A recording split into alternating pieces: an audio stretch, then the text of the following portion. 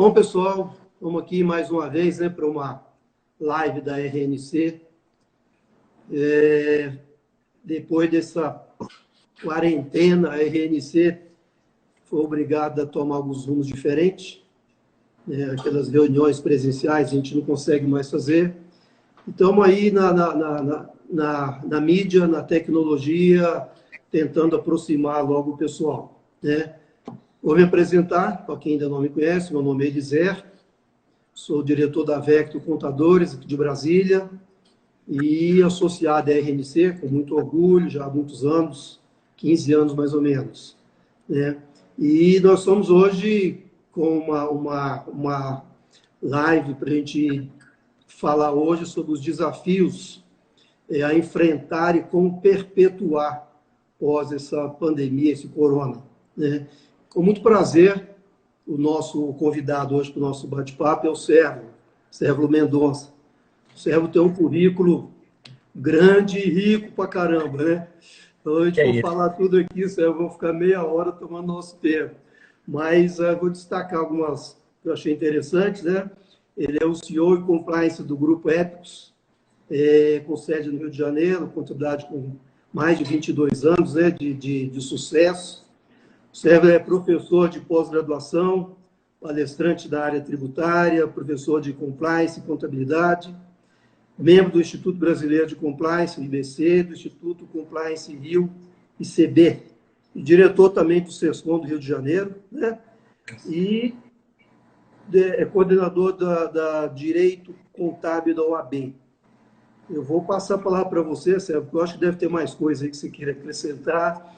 E antes de a gente iniciar o bate-papo, a gente iniciar a nossa conversa, você se apresenta e se quiser acrescentar mais alguma coisinha, fica à vontade. Claro. Primeiramente, boa noite aí para todo mundo que está com a gente. Boa noite para o pessoal todo da RNC. É uma satisfação poder estar conversando com vocês sobre esse assunto. A gente sabe que a gente já está sofrendo um dos efeitos da pandemia, né, Elisé? Que é o excesso de lives. É live para dar e vender, né, cara? A gente tem live, se quiser, de 8 da manhã até meia-noite, né? Exatamente. Então, a gente tem uma concorrência grande agora de público nesse sentido. A minha apresentação não precisa nada além do que você disse. Na verdade, você já foi muito característico nas coisas todas. Eu acho que você não falou que eu sou contador. Então, assim, acho que a principal apresentação, eu sou contador, amo o que eu faço e acho que é uma profissão que cada vez mais aí segue para que a gente colha frutos positivos. Vamos torcer para isso. Bom, tá, enquanto a gente estiver conversando, a gente já está vendo aqui várias pessoas acessando, vou estar aberta a perguntas, né? Eu já tenho algumas perguntas para fazer para ti, e a gente vai abrir também aqui para algumas perguntas. E aí você quiser interromper também o que eu estiver falando, você fica à vontade, porque é um bate-papo, tá bom? Com certeza. Eu vou começar o seguinte, a gente ouviu uma frase várias vezes, no passado bem recente, que dizia o seguinte: nunca na história desse país reticências, né? E eu quero usar essa frase para começar, e eu complemento dessa frase o seguinte: nunca na história desse país se emitiu tantas MPs e decretos estaduais. É uma enxurrada a cada dia, direto. A gente tem MP, vem um de manhã, de tarde já muda, no outro dia vem outro, aquilo vai mudando, e etc. E eu queria ver contigo, perguntar para você, como é que você avalia essas medidas, assim, numa regra geral. Qual é a tua avaliação que você faz de um monte de medidas e decretos, né? Que os estados também têm baixado bastante decretos. Sim, sim. Vou tentar ser a partidário, né, Elisé? Porque a briga política tá consumindo, eu acho que a mídia, tanto quanto o próprio vírus, né, que causa a pandemia. Eu acho assim, se a gente analisar as medidas, a gente tem que trazer sobre três aspectos, talvez. Aspecto trabalhista, de proteção ao emprego, o aspecto, vamos dizer assim, fiscal, de postergação de alguns tributos, e talvez o aspecto econômico, né? Se a gente parar para pensar sobre o aspecto de emprego, eu acho que as medidas federais foram razoáveis. Eu não vou dizer que foram perfeitas, porque eu acho que perfeição no momento desse seria praticamente impossível agradar a todo mundo. Uhum. Mas eu acho que foram razoáveis. Eu te digo que foram razoáveis porque a experiência nossa com os nossos clientes para aplicar essas medidas protetivas do emprego, que foi a suspensão, que foi a redução de carga, que foi férias para pagar no mês seguinte, né? A gente teve uma resposta positiva dos nossos clientes e os contribuintes, de uma forma geral, aderiram bastante a essa modalidade. Então, eu acho que foi razoável nesse sentido, né? Nós tivemos as medidas provisórias com relação ao trabalho e emprego, que eu acredito tenham sido razoáveis. Como eu te disse, né, Elisir, perfeitas não foram. Se a gente considerar as medidas sobre o aspecto fiscal, sobre o aspecto tributário, eu já tenho um pouco de dúvida sobre essa razoabilidade, porque, veja, a gente posterga os tributos do Simples no primeiro momento. Mas Uhum. postergar o quê se as empresas não estão abertas vendendo? Se eu não vendo, eu nem tenho imposto. Então, eu vou postergar o quê? Eu estou preso, eu não posso trabalhar, né? Mas para aqueles que estão na ativa, para as atividades que são consideradas essenciais ou que possuem relacionamento que possa ser vinculado ao e-commerce, eu acredito também que foram razoáveis, porque você consegue postergar tributo, pelo menos nesse momento de fluxo de caixa mais baixo. Porém, você depois vai acumular isso de certa forma, né? Correto. E aí você vem com o terceiro pilar dessa questão das medidas, que talvez seja o econômico. Por que eu digo talvez? Porque o dinheiro, né, que está sendo disponibilizado, ele tem um intermediador que normalmente é um vilão, né, que são as instituições financeiras. Mas eu, por exemplo, na Épicos, a gente conseguiu fazer uso do empréstimo da folha de pagamento. A gente Uhum. conseguiu, foi aprovado. E a pergunta que se faz é: por que a gente nunca teve um empréstimo a essa taxa, né? Por que agora tem, Que né? só na pandemia, né? Porque só na pandemia? Porque se pode agora, não pôde antes, né? Que seria um Uhum. movimento econômico lindo, todas as empresas com crédito para crescer, para investir. Então, sobre o aspecto econômico, a gente sabe, na verdade, que o impacto nem chegou, né? A gente está esperando o impacto, né? Muita da briga política que a gente está assistindo é saúde versus economia, né? Como se Uhum. isso fosse uma equação exata. A gente sabe que, obviamente, não vai ser. Se a gente caminhar para um lado, vai despencar para o outro. Se caminhar para o outro, vai despencar para cá. Então, Uhum. o pessoal quer uma mágica, eles de uma equação matemática onde 2 mais 2 dê 4. Nesse caso, vai ser 2 menos 2, vai dar zero.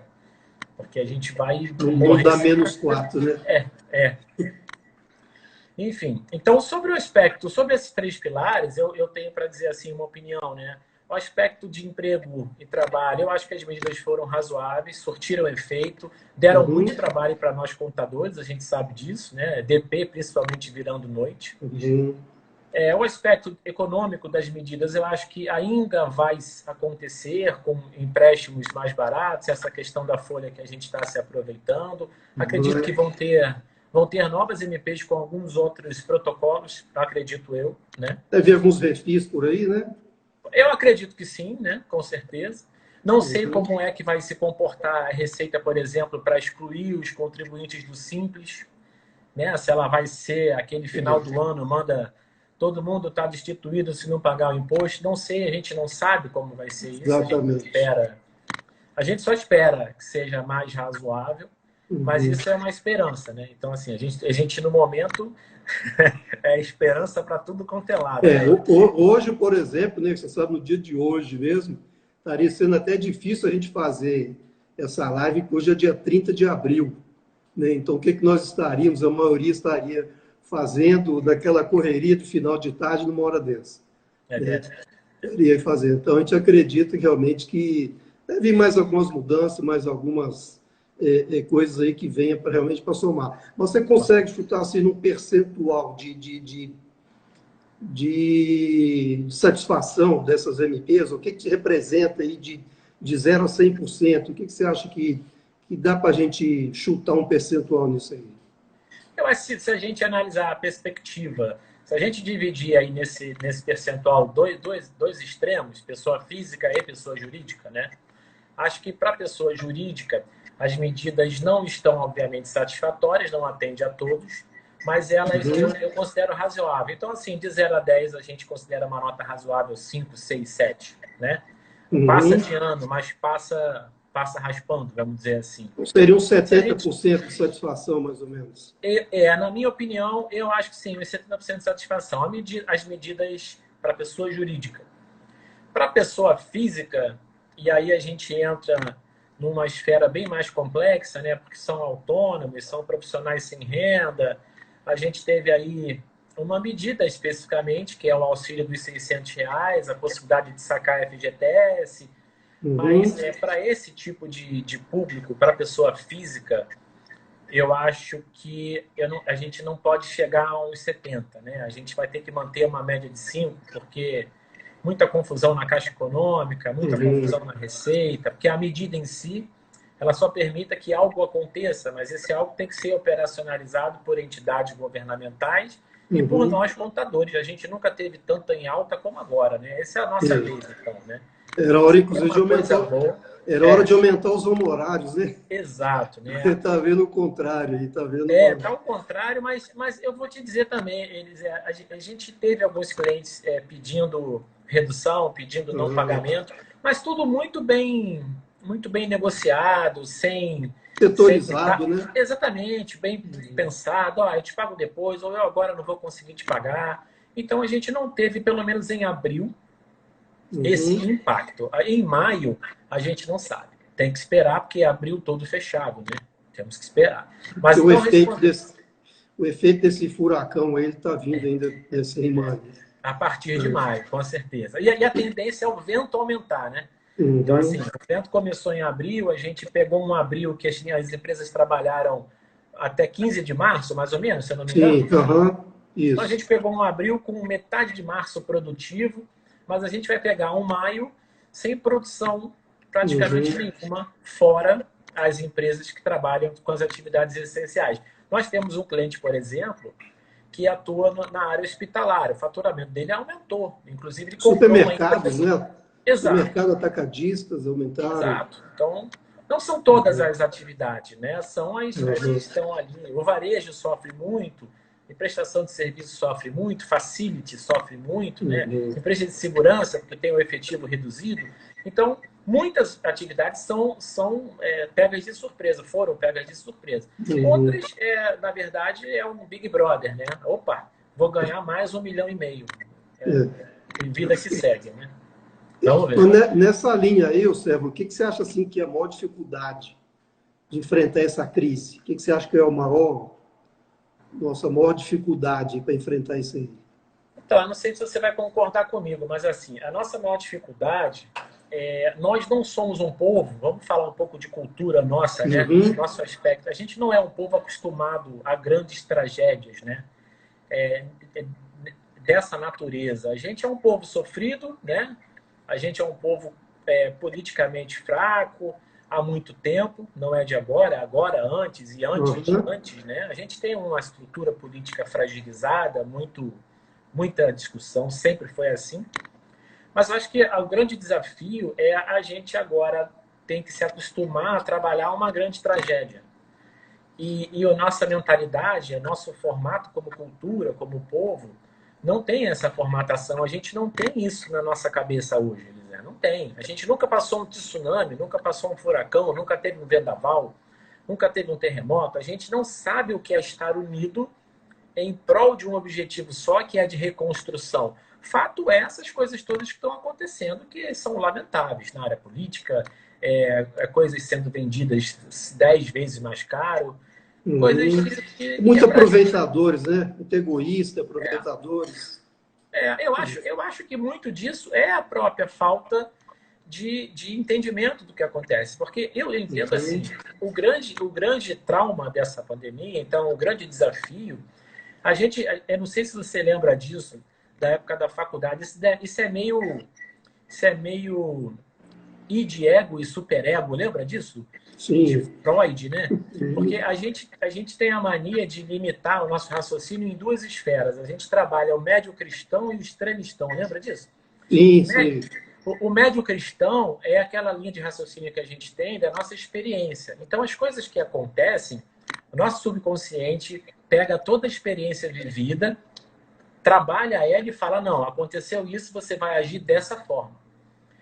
E agora a gente vive um ambiente de extremistão. Então, aconteceu isso, você vai reagir de que forma? Eu não sei, eu nunca vivi isso. E a gente, talvez o grande desafio, né, seja acostumar com isso, uma absurda, rápida, que tem que ser corrido, e ao mesmo tempo não cair na armadilha de querer trazer o raciocínio médio cristão, que é achar que você já viveu isso e ter em mente que você tem a solução para um problema que nunca aconteceu.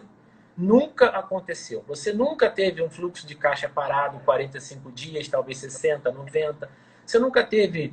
Aqui no Rio de Janeiro, até a arara tá voando em Ipanema, cara. A arara voltou a voar em Ipanema, porque o ser humano sumiu. Uhum. Então, assim, não é só um efeito, né, econômico. Perceber que o rio lá de Veneza é cristalino, né? Você sabe que você está falando uma coisa, mas na Ilha do Governador está tendo mais peixe. Então, assim, parece uma brincadeira o que a gente está falando, mas o mundo realmente também sentiu. Peraí, é menos poluição, menos uma série de coisas que destruíam, né? Então, não é só um momento de destruição. A gente está tendo um momento de construção de novas coisas que é esplendoroso. Mas, infelizmente, é do ser humano. Se a gente entrar num ambiente, não sei se você vai concordar comigo. Eu sou virginiano, né? Virginiano é um cara chato, metódico. A minha esposa mas ela é chata também. Sou perfeccionista. Exigente. Então eu entro numa sala, se tiver tudo limpo e tiver um copinho sujo ali, eu falo, pô, tá vendo? Não tiraram o copo. Então eu tenho essa mania chata de buscar o erro dentro de um ambiente extremamente bem feito e bem trabalhado. A gente agora está com isso. A mídia busca a questão do erro, a questão da falha, e a gente não pode trabalhar assim. Então a gente tem que trabalhar.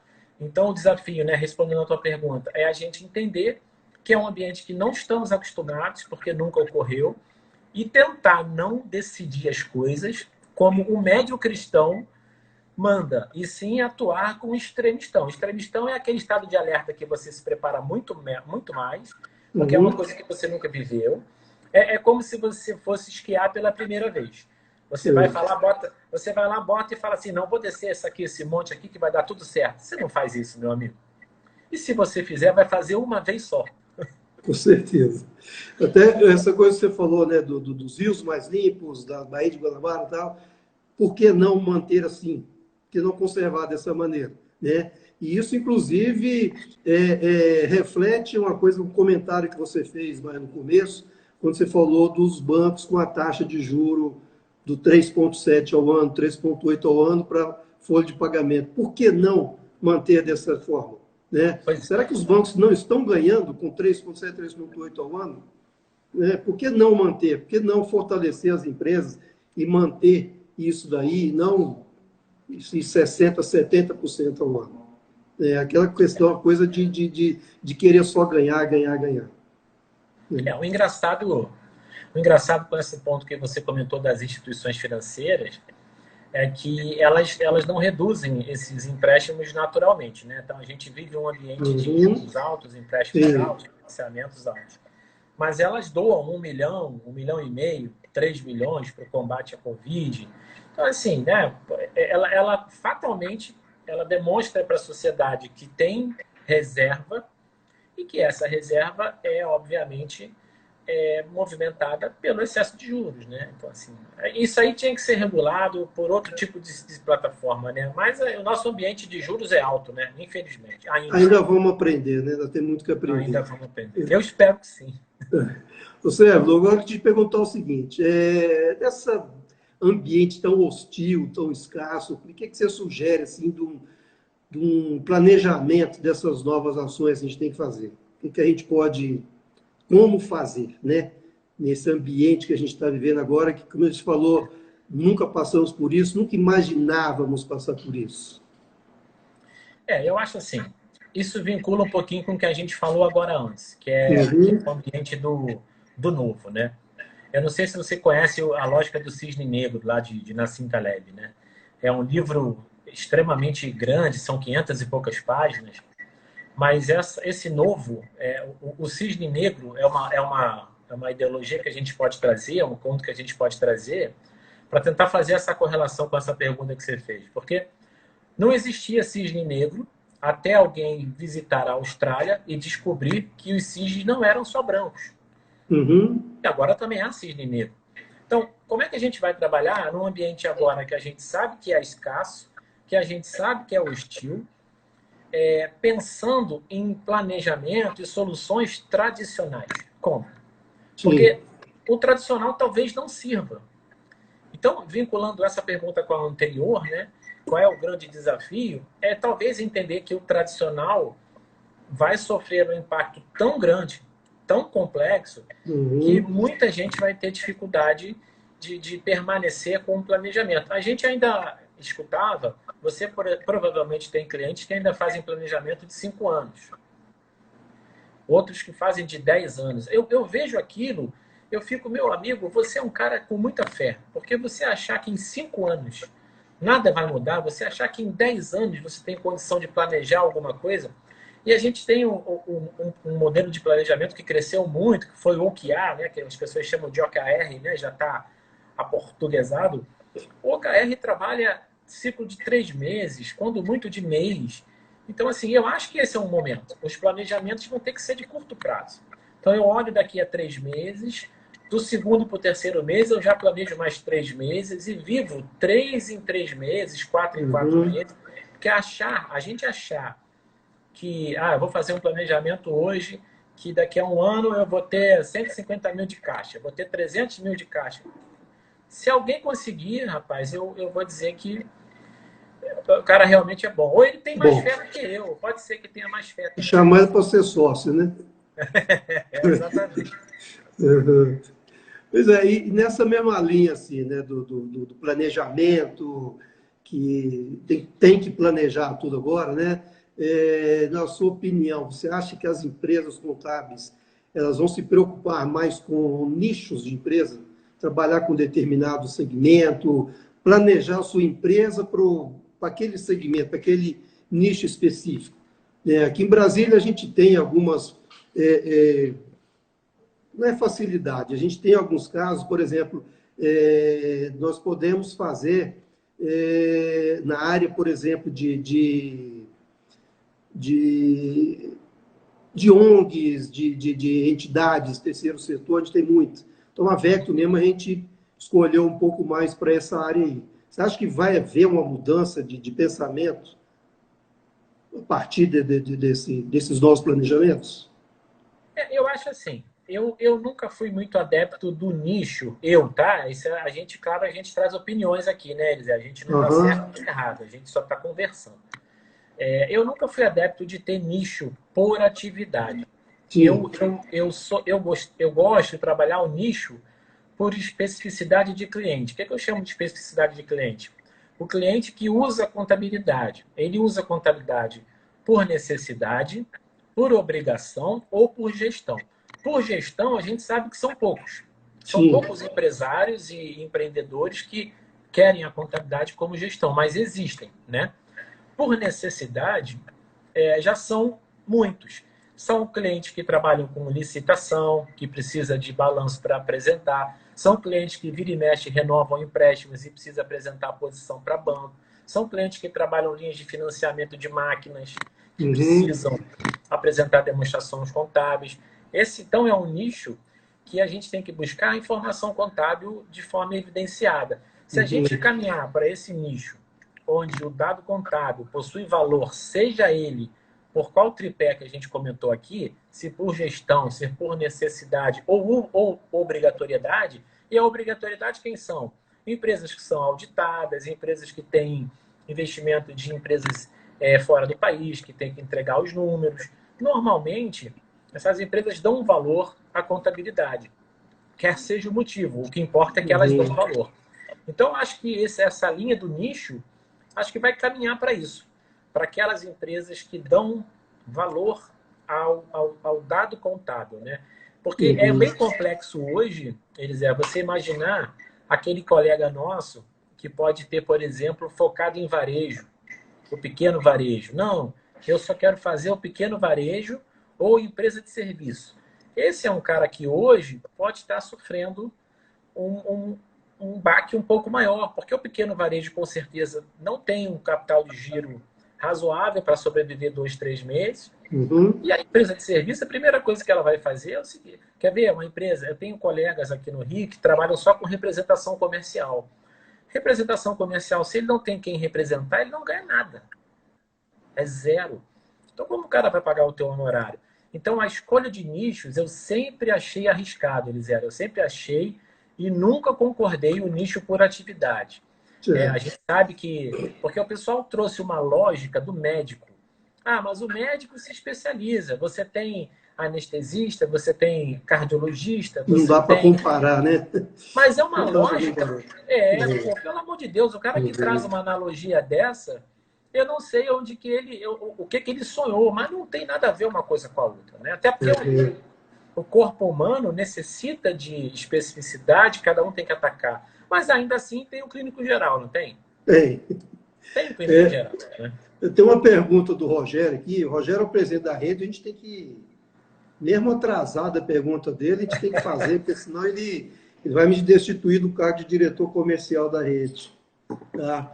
Ele pergunta o seguinte: Sérvulo, diante de tantas normas editadas pelo governo, tributárias, trabalhistas, etc., como devemos proceder em nossas empresas para evitar os riscos? Essa parte de risco, a gente precisa dividir essa resposta em duas áreas, né? Uhum. Primeiro, a gente tem que falar de risco como um mecanismo de controle. A visão do risco fatalmente vai mudar daqui para frente, Elisera. Eu acho que eu sempre brinco nas palestras que a gente dá sobre compliance, que quando você compra um carro veloz, pode ser aí, vamos pensar num carrão, uma Ferrari. Sim. Quando você compra uma Ferrari, você sabe que o principal de uma Ferrari é o quê? A velocidade. Ela chega a 400 km por hora, eu quero ter aquela adrenalina, né? Na visão de quem compra Ferrari, eu sei que é um carro veloz que vai me dar status. Na visão de compliance, é o seguinte: eu já sei que o carro é veloz, eu já sei que ele corre, a minha preocupação é, se você precisar frear, ele tem um freio que é relativo à sua aceleração? Ele tem uma relatividade de trava? O que eu estou querendo dizer com isso? A gente, por exemplo, só fala o seguinte: vamos vender mais, venda mais, venda mais. A gente não fala de retenção. Vender mais sem reter o cliente que entra é criar um caos organizacional sem fim dentro do negócio, né? Então, assim, como que a gente vai falar de risco e falar de tributo se a gente não tem o ambiente mapeado? Então, e mapeado, que eu estou dizendo, não é um processo, é o entendimento do risco. É você fazer aquela coisa e daqui dentro da tua cabeça você sabe, né, Elisé? Você faz e você fala assim: esse troço vai dar errado, esse troço pode dar errado, mas você não faz nada para contrapor essa possibilidade de erro. Você assume o erro, então. Você assume a possibilidade do erro, né? Então, dentro desse ambiente complexo de movimentação fiscal, de redução, de postergação, a gente tem que ter um ambiente de risco razoável. A gente, por exemplo, você acha que a gente... Eu sou muito transparente em falar. Nós cometemos alguns erros nessa correria. Erro de suspensão de contrato, erro, a gente, por exemplo, reduziu o contrato de quem era para suspender. E você acha que o nosso cliente falou assim: pô, vocês erraram? Não. O engraçado foi isso. O cliente percebe quando você está junto. Ele falou: não, você me mandou um contrato aqui que é de suspensão, mas você mandou de redução. Se eu não vejo, passava. Ok, você desculpa. Não, tudo bem, está resolvido. Até ligado nisso aí, outra pergunta que o João Alfredo, que é meu sócio, né, tem que fazer também, senão ele me puxa a orelha aqui na segunda-feira. E o risco dos nossos clientes, especialmente as possibilidades de ações trabalhistas. Da mesma linha, né, Edu? A gente tem um ambiente, infelizmente, catastrófico de segurança jurídica, né? Ou melhor, de insegurança jurídica, né? A gente teve agora o STF até falando que o Covid pode vir a ser considerado uma doença ocupacional. Então, assim, eu não sei, sinceramente falando, né? Sendo muito transparente, assim, controlando a minha raiva do momento, mas eu não sei o que pode pensar um ser humano do Supremo para chegar à condição de falar o seguinte: Não, o Covid pode ser considerado, dependendo, uma doença ocupacional. Como Não pode tem nada a você... ver. Gente, assim, o Covid, você É. pode pegar em qualquer lugar, você pode pegar no mercado, você pode pegar pegando a pizza do teu entregador, você pode pegar e não ter sintoma nenhum, E você pode pode, não pegar no seu trabalho, né? pode não pegar, é uma É. loucura. Então, assim, o cara vem de ônibus, vem de táxi, vem de Uber, vem de trem, ele pode ter Uhum. pego em qualquer... Deu uma travada aí, o servo, da sua parte. Tá vendo aí? Sim, É, agora está perfeito. esse é um dos desafios da gente, o aspecto tecnológico. Sim, sim, sim. Ô, Servo, mas você está falando negócio dos riscos. Você acha que a gente vai ter medo de arriscar daqui para frente? Ou vamos perder Medo? o medo? Não, acho que a gente vai ter medo. Vai ter medo?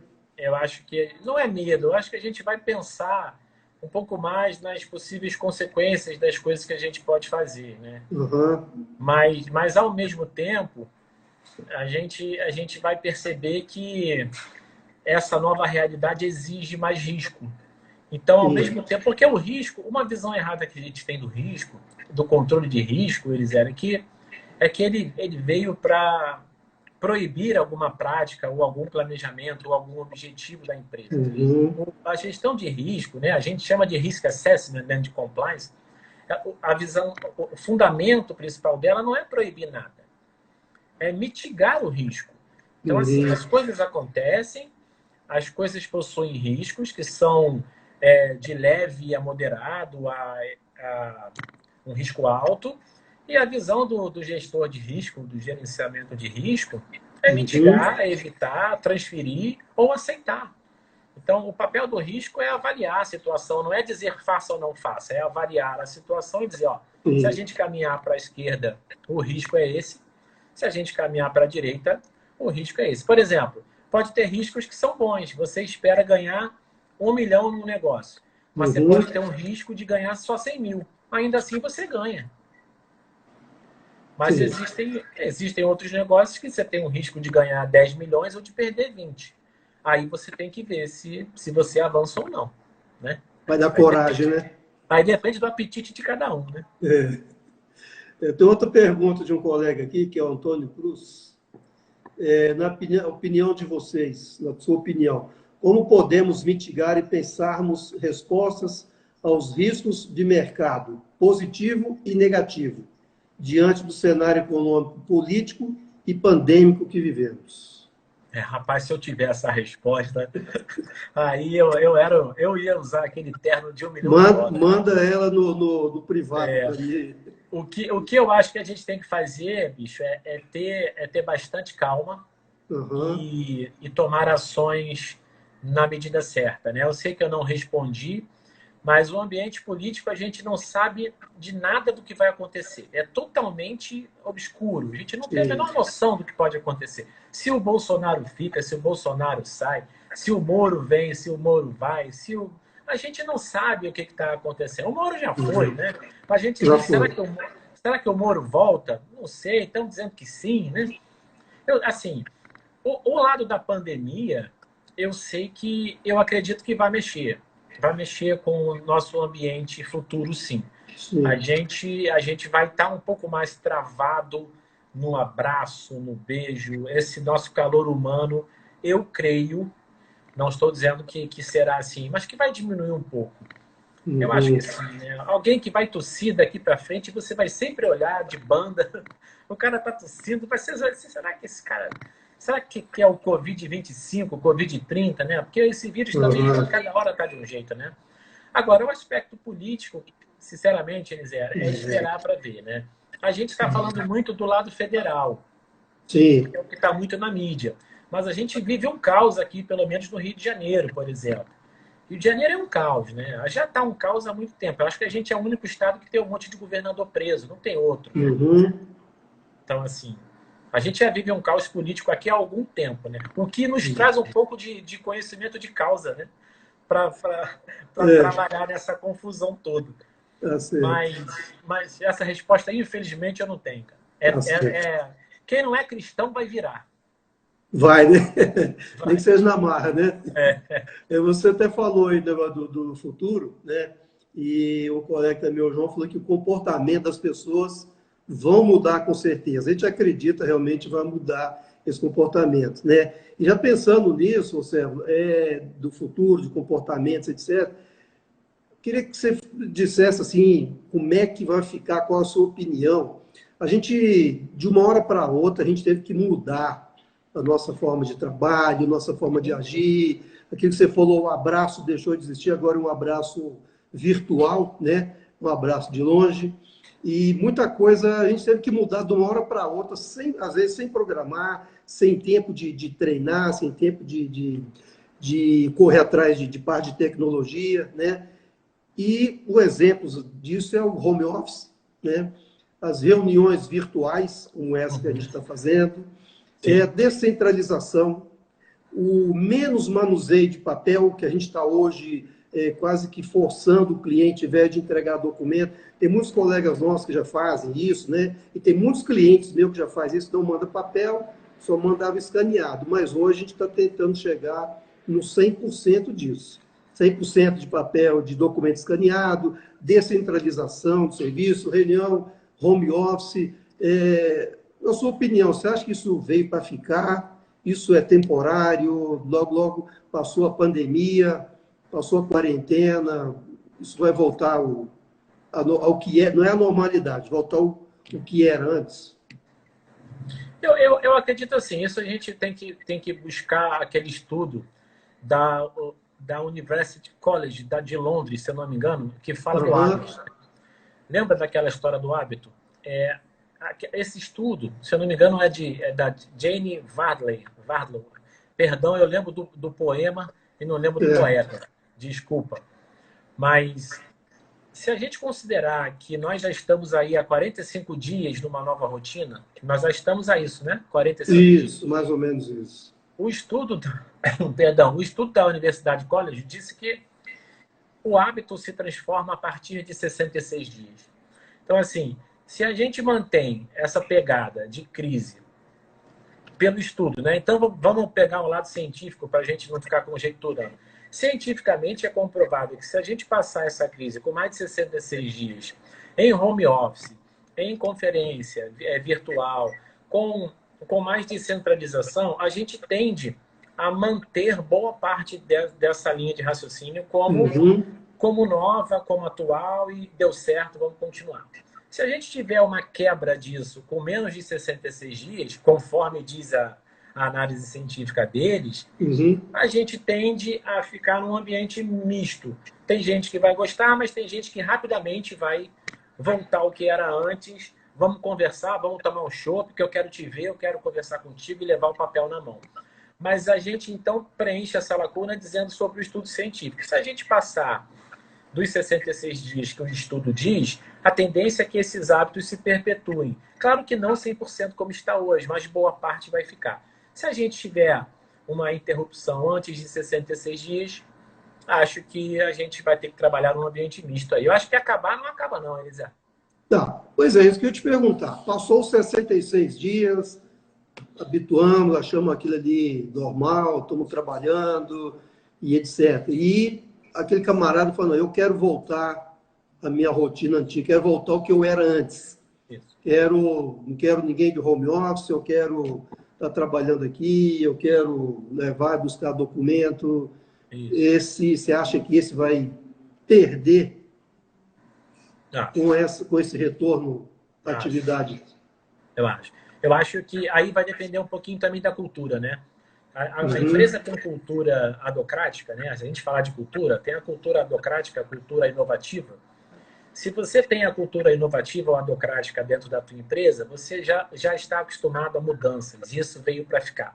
Se você tem uma cultura hierárquica, você uhum, está um pouco mais travado com relação a essa mudança, porque a cultura hierárquica ela exige, obviamente, hierarquia, ela exige muito processo, ela exige centralização. Então, as empresas mais tradicionais de cultura hierárquica uhum. tendem a querer voltar com as operações. Porém, se o mercado todo continuar. Imagine que uma empresa, então, falar, você pode vir aqui para a gente fazer uma reunião? E aí eu diga, dá para a gente fazer pelo Zoom, pelo Skype, pelo WhatsApp? E o cara, é que eu não gosto. Não, tudo bem, mas eu só tenho tempo essa semana se for pelo Zoom, pelo Skype, pelo WhatsApp. Será que você consegue? E aí liga para o outro cara com raiva de mim porque eu não fiz, eu não fui lá. Aí o outro cara diz para ele, então, será que a gente pode fazer virtual? Esse cara vai ter que ceder, né? Então, o mercado dominante, nesse caso, vai ser, eu imagino, realmente a tendência do hábito. Se a gente ultrapassar a tendência do hábito, o mercado vai ficar dominante. Não tem o que discutir. Porque a gente tá vendo que funciona, né? Funciona. O problema é aquele contador que quer voltar o antes. Né? A gente sabe que mudança é uma coisa assim difícil para o ser humano no geral. Mas tem gente que tem mais dificuldade ainda do que isso. E uma coisa assim que a gente sabe na pele, né? Quando você fala, vou mudar o software contábil da minha empresa, que eu uso há 15 anos, há 10, há 15, há 20 anos. Quase que 100% das pessoas arranca cabelo. Ah, mas tá tão bem, tá funcionando, tá funcionando, funcionando. Ah, por que mudar? Ah, gente, eu estou mudando, eu estou vendendo esse carrinho velho aqui para um mais novo, tem mais potência. Mas não, mas isso está funcionando. É difícil a mudança. Né? Você enfiar na cabeça da pessoa aquela mudança é para o bem, ele pode até acreditar, mas para fazer a mudança é difícil. Isso é uma coisa, acho que já é do ser humano. Já é natural isso do ser humano. Isso tem aquele outro estudo que é de perfil e geração, né, Elisé? Tem gerações que são mais adeptas às mudanças e o choque de gerações é uma coisa que a gente tem que trabalhar muito bem, né? Geração Y, geração Z. Então, as empresas que possuem vários tipos de gerações, elas tendem a ter mais essa dinâmica de embate, de combate, né? De discussão. Se você pegar as empresas de software onde tem mais jovens, normalmente as empresas de software são adocráticas, são culturas inovativas. Você vê que elas não sofreram tanto assim com essa questão de home office, todo mundo foi para casa, todo mundo usa notebook, todo mundo tem software web, né? E vida segue, né? Uma coisa que é interessante falar é o modelo de gestão, né? Porque se a tua gestão é centralizadora, você vai sofrer um pouco. Né? Pois é, e falando, já que você tocou na tecnologia, né? Ela está sempre presente das nossas empresas, desde muito tempo. E algumas pessoas dão muito valor a elas e outros mais ou menos, outros preferem ainda na mão. Mas com essas mudanças, com tudo isso que está acontecendo, você acha que agora finalmente as pessoas vão entender que ela é indispensável dentro da empresa? Que ela é o carro-chefe da empresa? Eu acho que tem muita gente que se dizia tecnológico e nesse momento percebeu que não é. Então, vamos dizer assim, né? Não, a tecnologia dele era ligar e desligar o celular. Exatamente, né? E dependendo do celular, né? Se for botar o outro na mão ali, é capaz de não funcionar.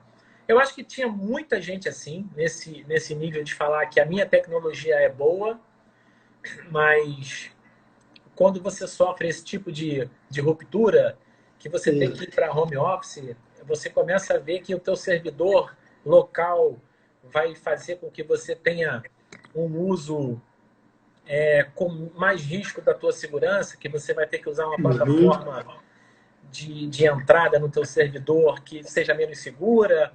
A gente sabe que a tecnologia... Tem gente que ainda faz backup de fita. Eu conheço um monte de gente. Né? Não é um só, não. É um monte. Né? E acha que aquilo realmente... Não, esse negócio aqui, se acabar o mundo... É o cara que ele meio que se vincula com a teoria do ouro. Se eu tiver ouro, eu posso botar o ouro no carro, acaba o mundo e o ouro vai comigo.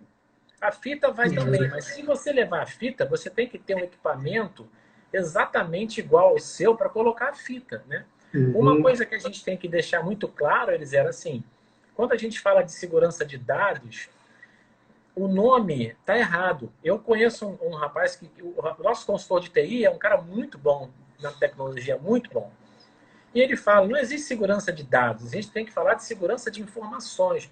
Porque dados, só dados, né? Quer ver um exemplo? Se a gente fizer uma listagem de faturamento sem CNPJ em cima, de quem é? De quem é? Tá lá, faturamento de janeiro a dezembro, 23 milhões. Não tem o cabeçalho, não tem a empresa e o CNPJ. De quem é a listagem de faturamento? A gente não sabe. Aquilo é um dado. Aquilo é um dado.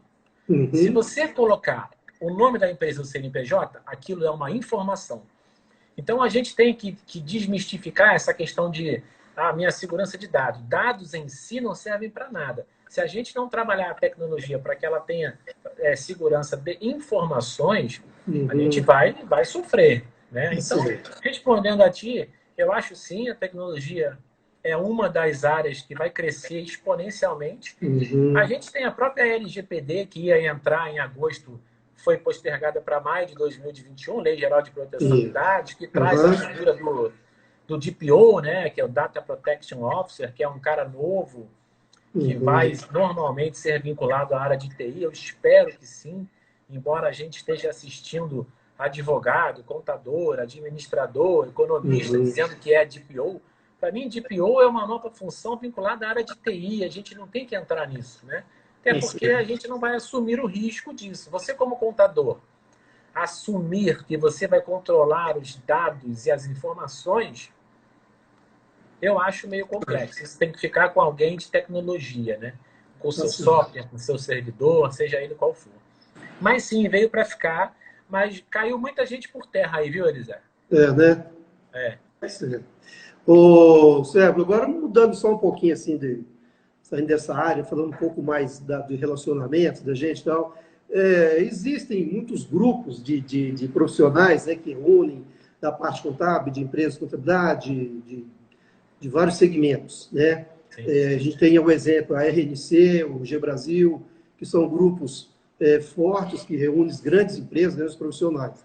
Na sua opinião, isso vai crescer, vai estagnar, isso não muda nada com esse momento que a gente está vivendo, esse momento não altera nada, não afeta em nada para esse tipo de pensamento de associações de empresas? Eu sou adepto a vários grupos, né? Você viu aí, eu participo da OAB, participo do SESCOM, já participei do CRC, na Comissão de Prerrogativas, mas o que a gente vem assistindo é um aumento dos grupos de profissionais, né? A gente tem vários movimentos que estão trabalhando essa questão. Eu acho que veio para ficar, Elisé. Eu acho que veio para ficar. O problema veio para ficar, mas eu acredito na maior quantidade de grupos com menos pessoas, porque aí vai uma crítica construtiva a todo mundo que fica mandando pergunta lá nos nossos grupos de WhatsApp. Você sabe calcular o IRPJ? Você sabe fazer IR diferido? Você já viu se saiu alguma MP? Cara, o grupo não é Google, né, bicho? Não é Google. A gente está desvirtuando tudo. Né? A gente acha que agora participar de um grupo é um tira-dúvidas permanente e infinito. E o pior, a gente confia nisso. Cara, todo mundo que responde lá, você com certeza faz parte de alguns grupos e você vê umas respostas que só Jesus na vida da pessoa, que não serve para nada. E o cara agradece, né? Que bom, você está quebrando um galhão. Então, assim, a gente vai ter essa mudança, eu creio. Tá? A gente vai ter mais grupos, mas porém menores, com menos pessoas. Né? Porém eficientes, né? E mais eficientes, mais sérios, que realmente querem protocolar ações em prol da ciência contábil, em prol sozinho não dá para viver, né? Melhor viver em grupo. Sozinho não vai mais, sozinho não vai mais. Pois é, por falar nisso, eu queria falar de fusão de empresas, né? Um exemplo bem claro que é a Vector. A Vector é fruto de uma fusão de duas empresas desde 1990. Sim. Graças a Deus, é um casamento que deu certo. Né? Apesar de ele ficar lá na casa dele ou na minha, deu certo o casamento. Por isso que está dando certo. Por isso está dando certo. E com fé em Deus, a gente ainda vai aí romper muitos e muitos anos. E vamos deixar depois aqui aqueles que estão vindo para continuar o que nós fizemos e estamos fazendo. Tá? Você acredita que esse tempo que nós estamos vivendo, essa crise, ela vai interferir em alguma coisa? Isso vai motivar alguém a fazer fusão? Porque a gente sabe que fusão é um momento que a gente tem para economizar, né, em custo, dividir responsabilidade, dividir trabalho, aumentar nichos de trabalho. Você acha que isso vai mudar alguma coisa ou isso não vai afetar em nada? Acho que muda. Acho que muda. Acho que vai ser uma necessidade de algumas empresas menores que talvez tenham trabalhado aqueles nichos que a gente comentou antes, nichos específicos e que agora precisam reduzir custos. Né? A gente sabe que tem várias áreas que são comuns, né? A área administrativa, financeira, a própria área de compliance pode ser uma só.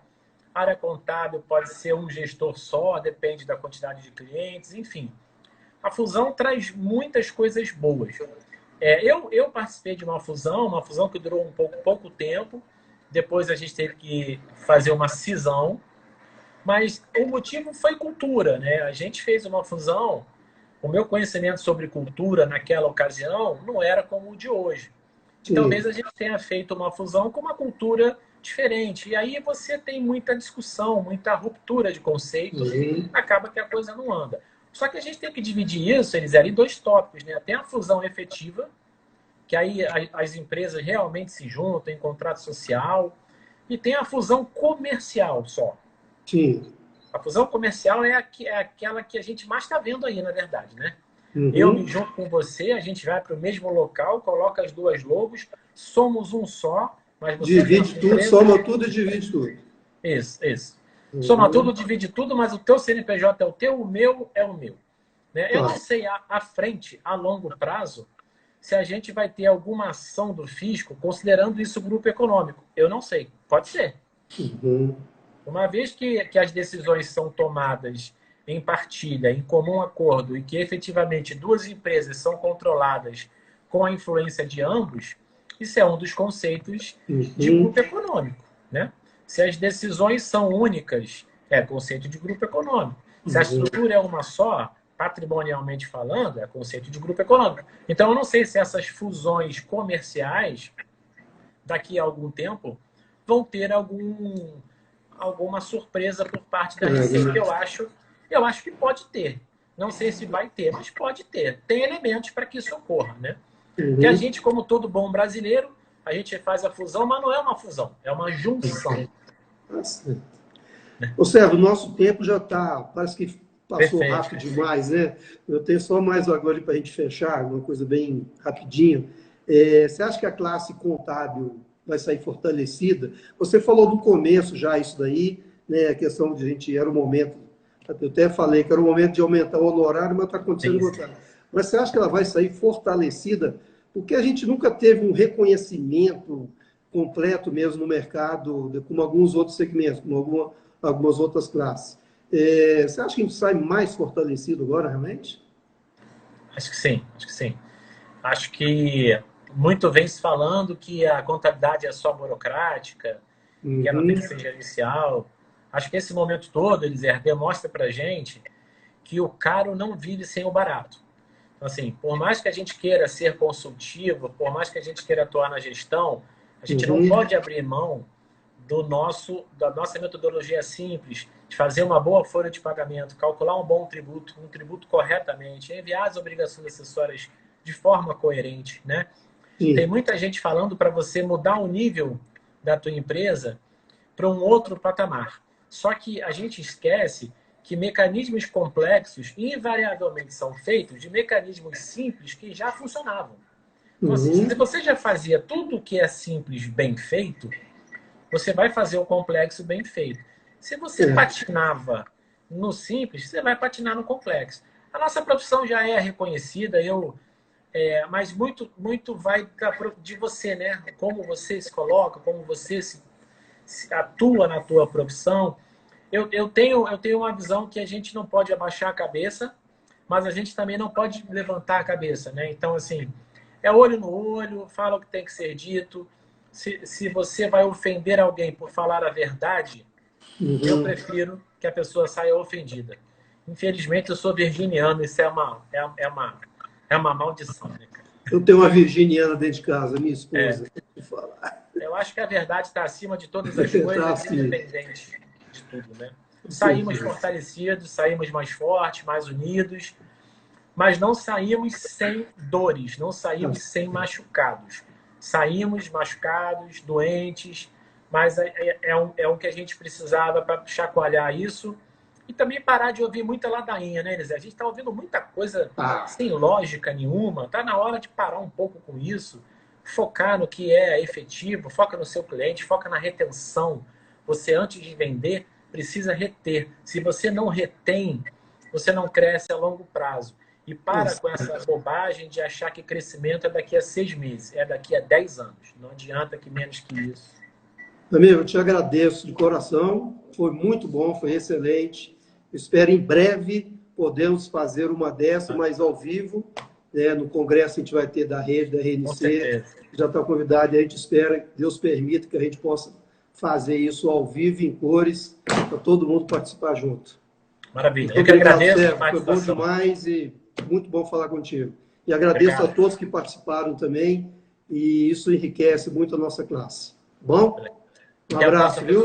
Obrigadão. Fica com Deus. Tchau, tchau.